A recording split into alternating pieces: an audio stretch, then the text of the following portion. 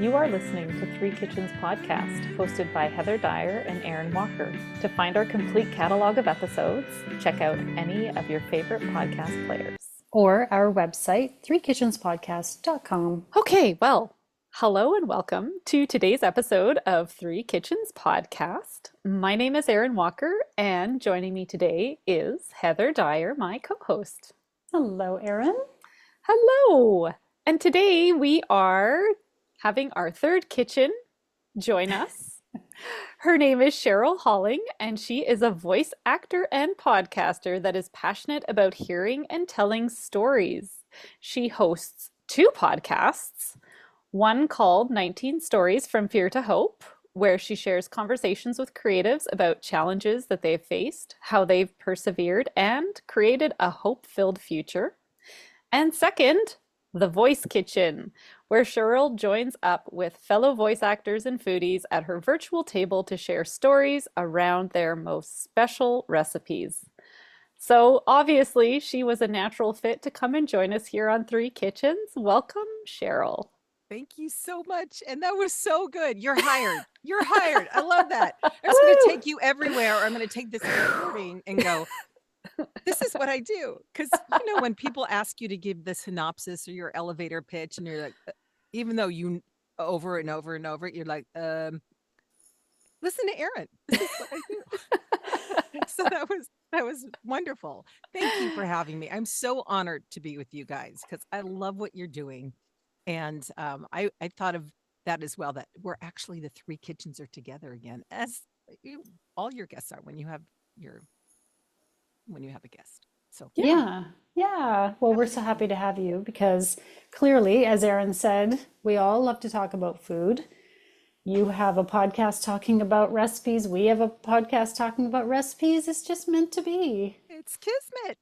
Yeah. Here we are. I like eating more than I like talking about it, but it's okay. We can talk about it, and then we'll sign off and we'll go to our respective kitchens. This is just to whet our appetites, right?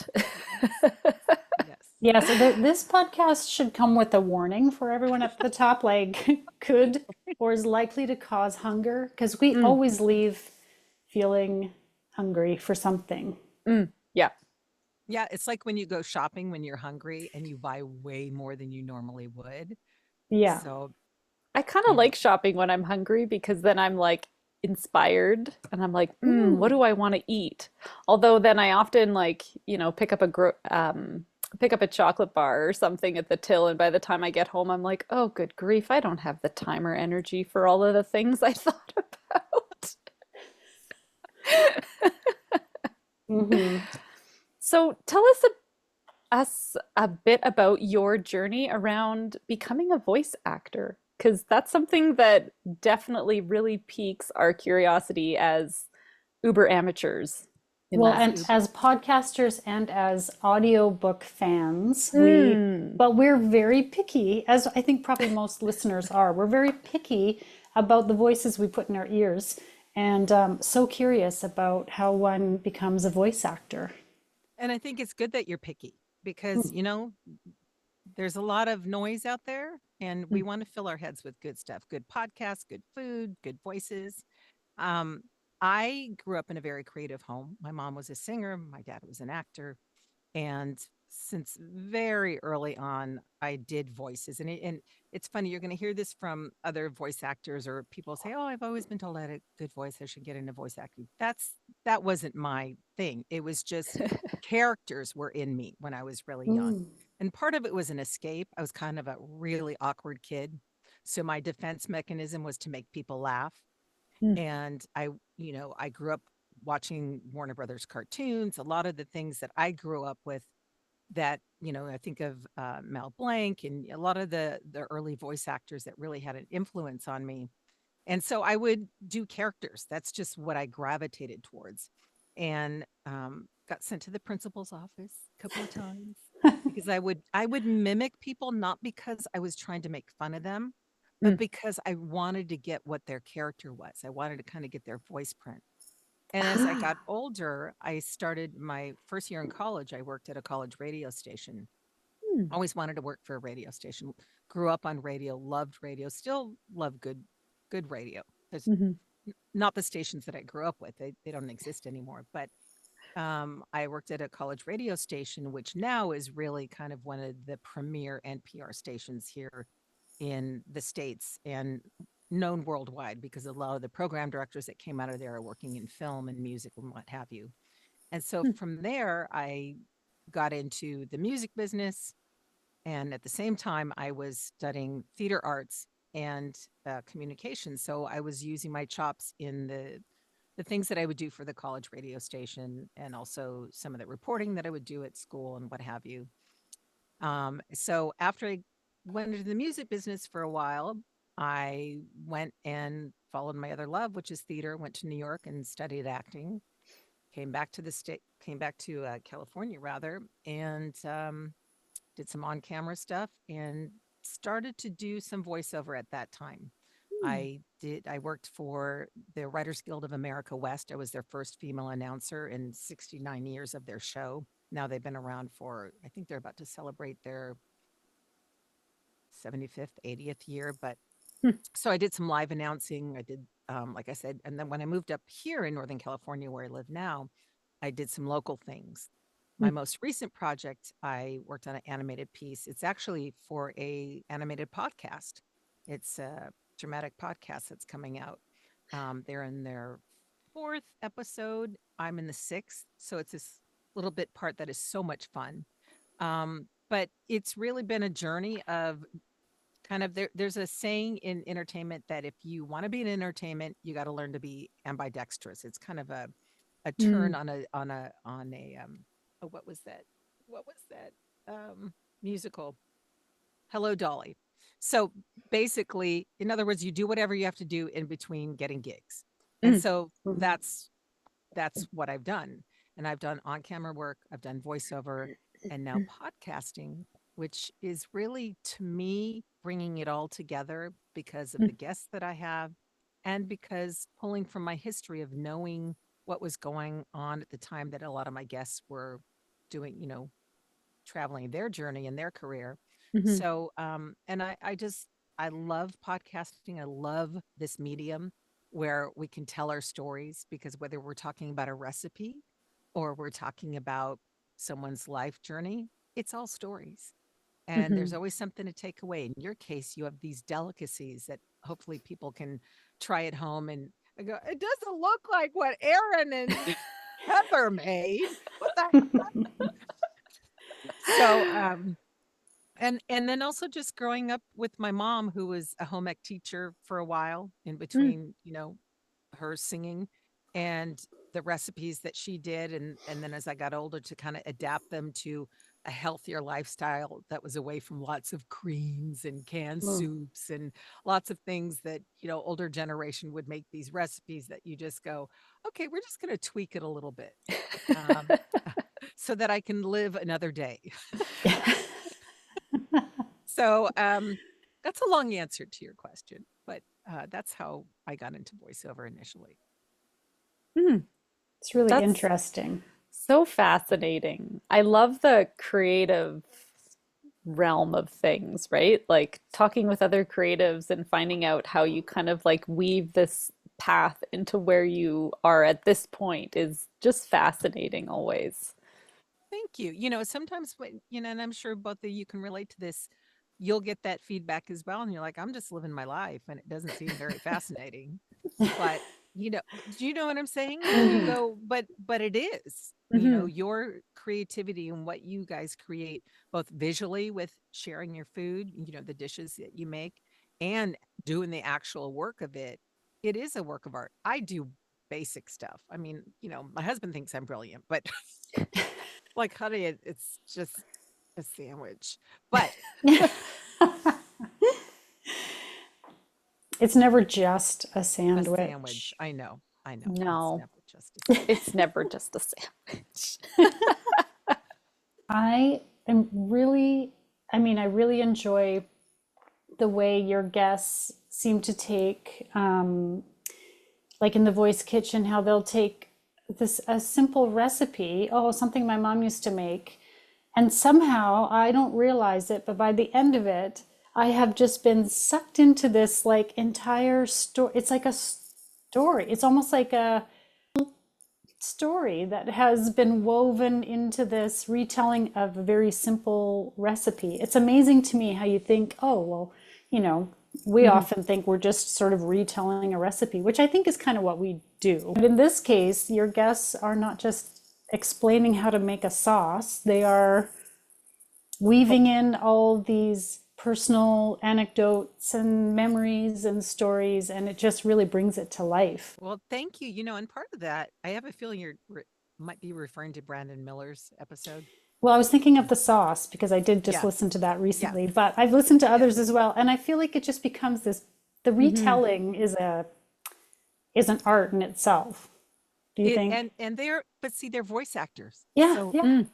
that's where their storytelling comes in because they're used to taking a script and reading someone else's story, but it's their story that comes out, which is to me just Mm. offering a side of them that you wouldn't know if you just heard them, if you heard them in a commercial, you heard them in a documentary or whatever their medium is, what they specialize in, and then you get a chance to hear a little bit about who they are as people. So thank you, Heather. I really appreciate that because that's what I was trying to create and have listeners um, experience when they listen to the Voice Kitchen.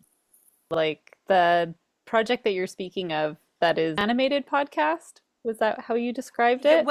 well, when I say it's animated, there's a lot of characters, and it's called if I may say, it's called the Mysterious Chirp, Okay. and Okay. it's brilliantly done. A murder Oh, mystery taking place in oh. space station, Mm. and it's not on video; it's all audio. But to It have makes that, me think of old-fashioned radio. yes, like old, yes, I grew up at a station at KCRW where there was old time Mm. radio, Mm. and listen to old time radio dramas, which I love because it's theater of the mind, and you can Mm. create. Mhm. It's like, Heather, what you were experiencing listening to the Voice Kitchen. Everybody has their interpretation of what that is, Oh, right? you're And Oh, that's fantastic. So your mom being a home ec teacher, was she the one who taught you how to cook when you were growing up then? I just really watched her. I mean, she was a substitute home ec teacher. Her main thing, she was a singer, but she also worked for County of Adoption. She taught, again, doing whatever she needed to do while pursuing her artistic goals. But I would watch her and I would help her in the kitchen. Mm. And, I loved holidays because, stuffing was my favorite. It still is my favorite. In mm. fact, I was torn between what we're going to talk this recipe versus what I kind of nicknamed the soul sandwich at Ooh. Thanksgiving, which maybe I'll just share that after we talk. Well, I'll tell you now. Yeah, Basically, tell us soul now. sandwich is you take at that time we used to have a bread called wheatberry bread, which had like wheatberry kernels in it. It was wheat with wheatberry kernels in it. Yeah, yeah, yeah. Lightly toast it, slather on the mayonnaise. It's the one time a year that I would like calories, schmalories, right? Hmm.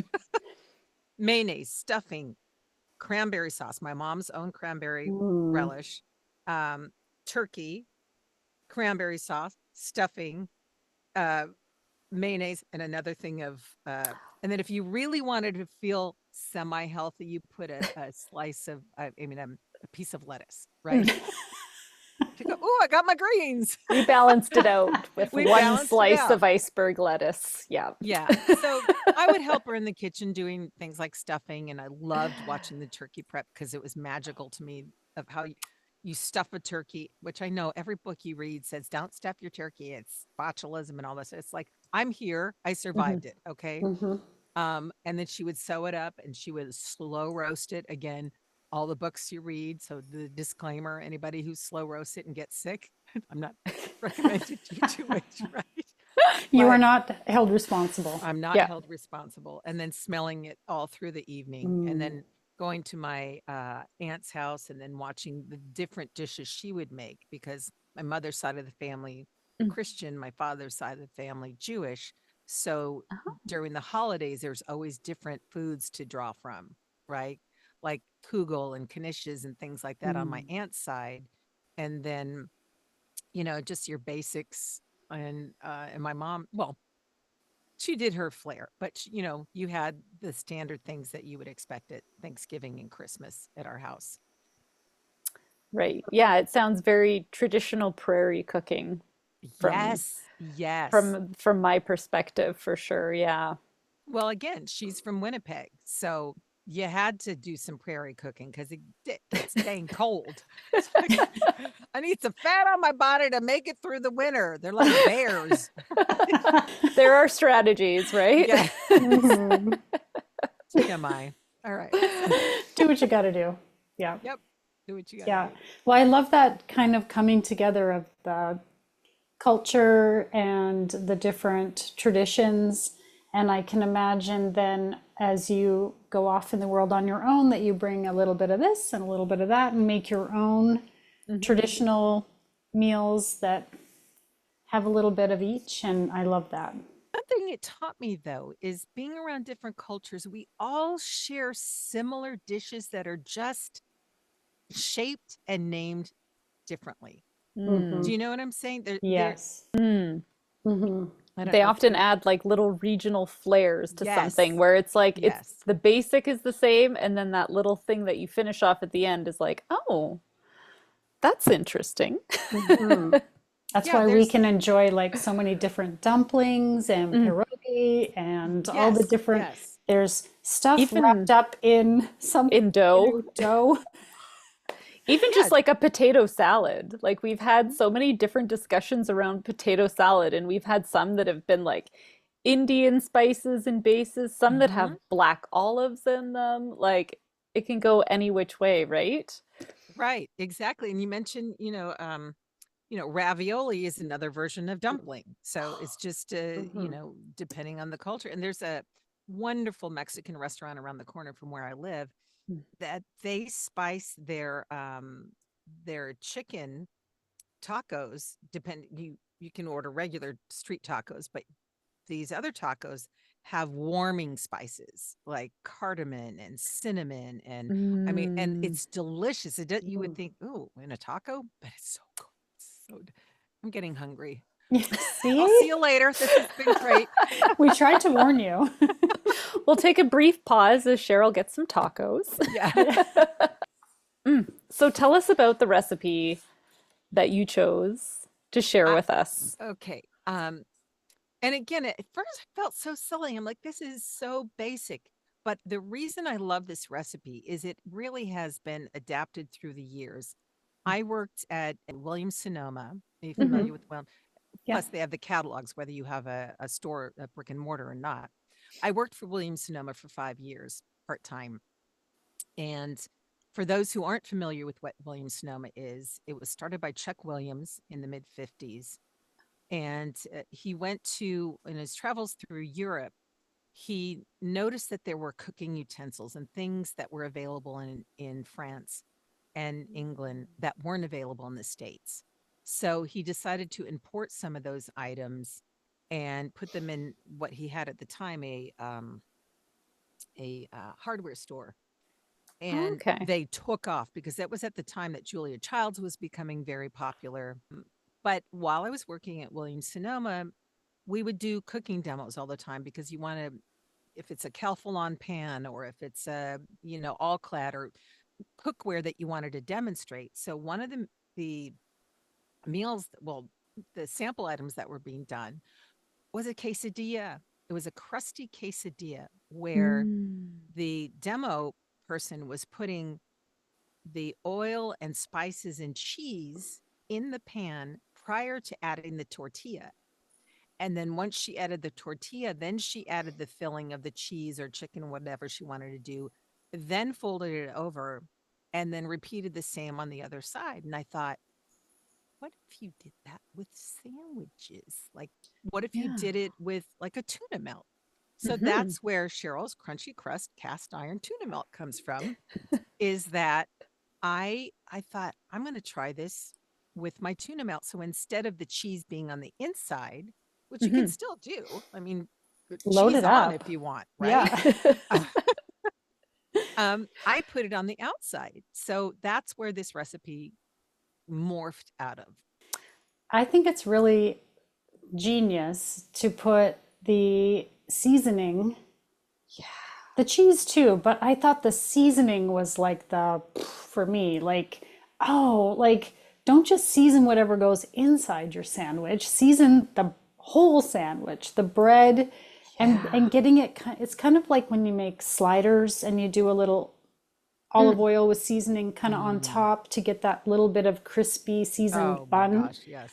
Yeah, and my kids always really love that. So then when I saw your recipe, I was like, oh, I know what we're having, the Did you kids make and it? I. Oh Did you yes, make Erin and I both made it We both separately. made it. I've now made it a couple times, I'm Oh going to my gosh, admit. I want to Mhm. I would did you take pictures? Oh, you Yeah, bet. Oh, I can't wait yeah. to yes, I can't wait to see it.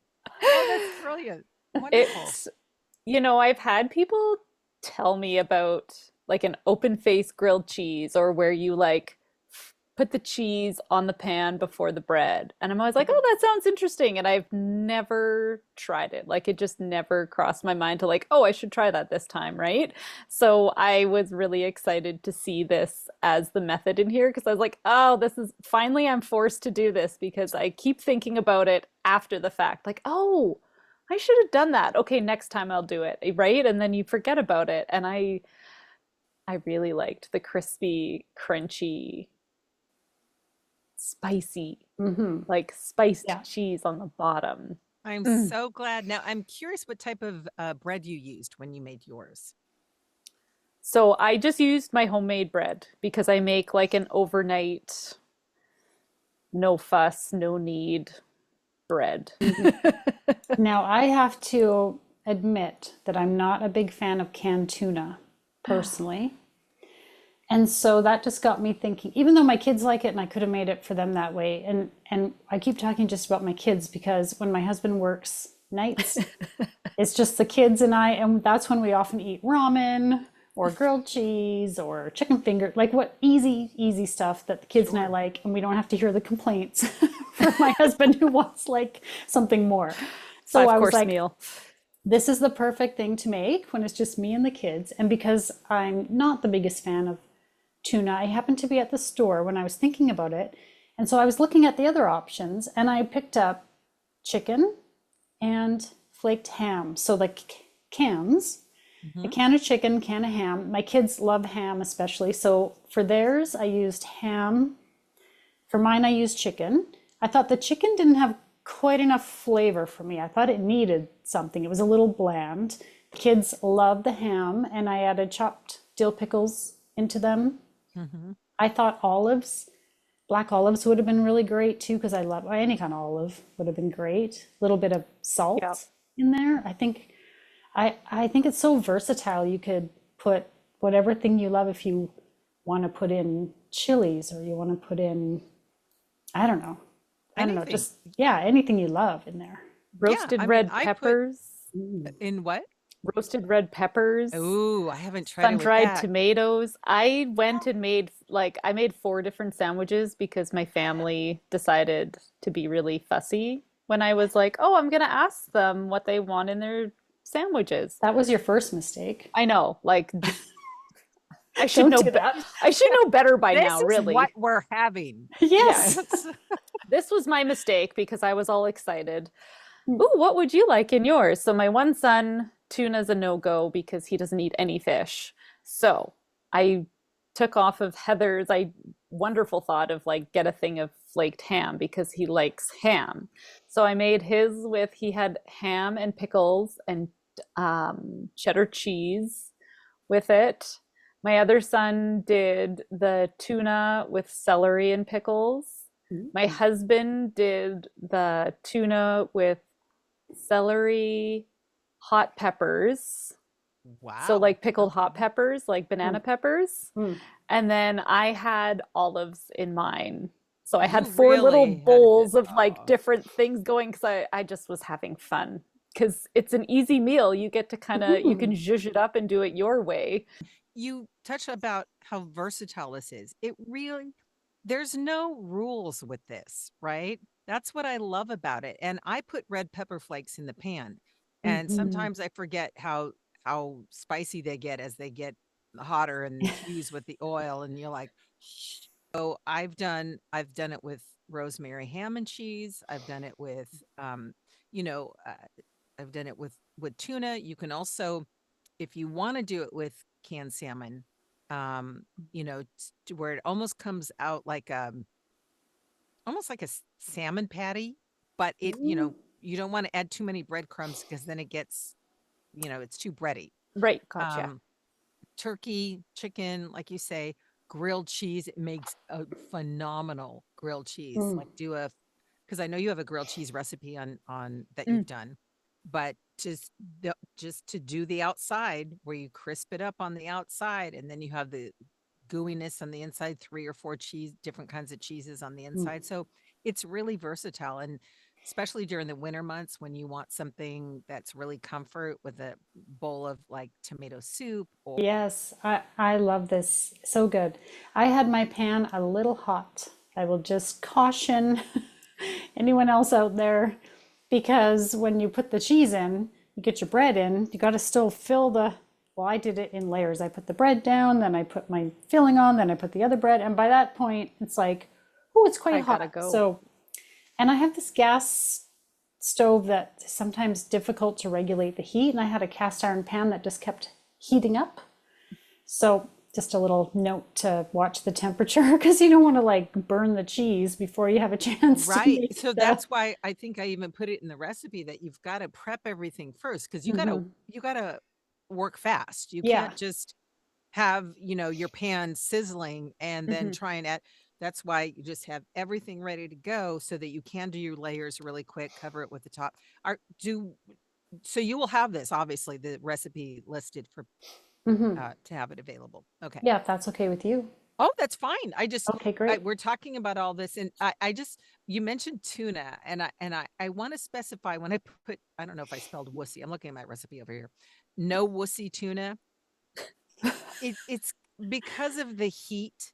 It's really got to hold up to um Mm. to all of the machinations going on with layering and the heat so to me, solid white tuna, um packed in water, drained, obviously, because you, to me, I don't want the sodium from the tuna, like pre-salted tuna, to interfere with whatever spices I want to add Mm. Hmm. to the tuna mixture itself and then to the bread.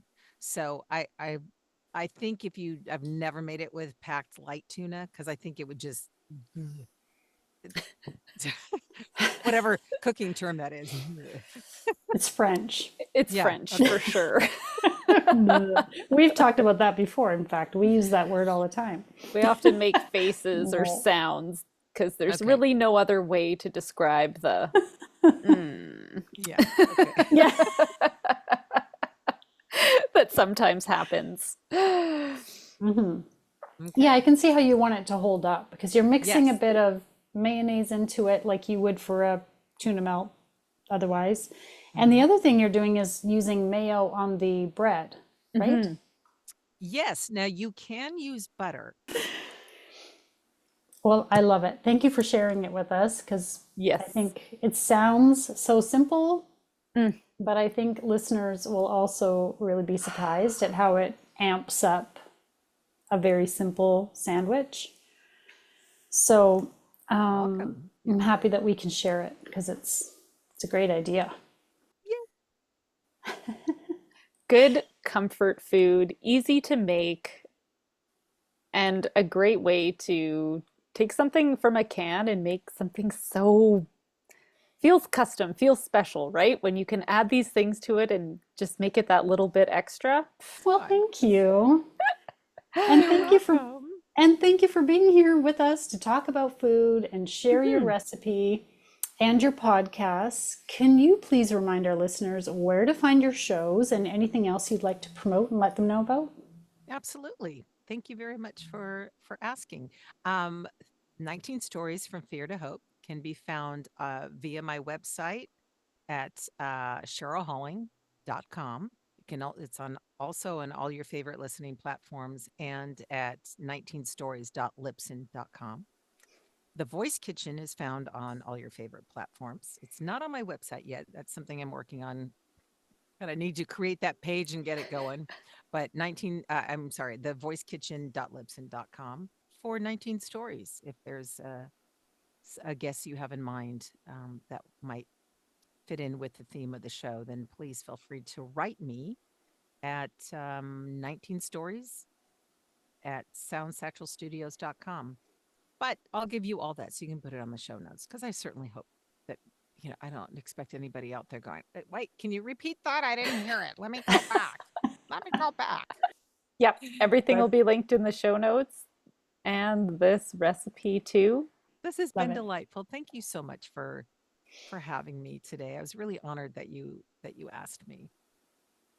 And now for the fine print. Links to recipes and other things we talked about in this episode can be found in the show notes or on our website, www.threekitchenspodcast.com. Come say hello on Instagram, Facebook, Threads, YouTube, and TikTok. We'd love to connect. And if you enjoy the show, pass it on. Word of mouth is the #1 way people learn about new podcasts. Thank you so much for listening.